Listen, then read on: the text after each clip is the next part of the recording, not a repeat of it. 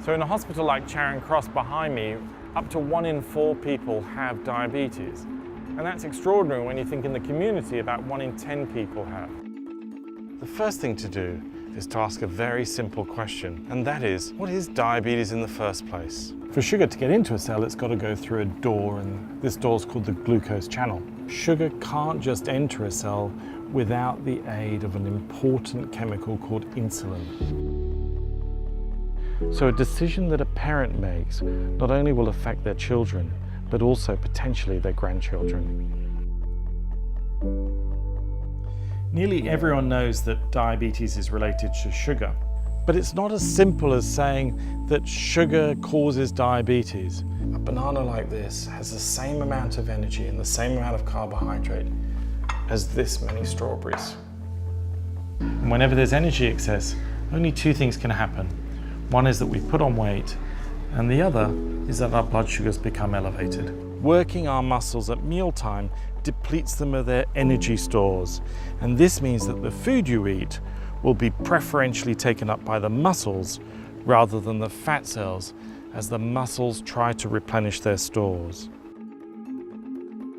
In order to fully explain complications, we need to define them. And essentially we divide them into small blood vessels and large blood vessels.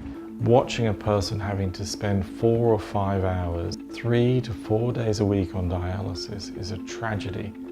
And when complications develop, it's not just that it's going to affect you, but it'll also affect those around you.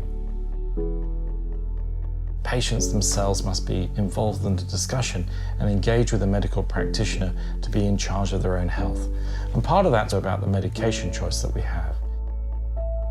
That has the effect of lowering a person's insulin dose and lowering their insulin requirement. Now, if they have to make less insulin, that takes a lot of pressure off the pancreas and leads to a slower progression of diabetes over the years.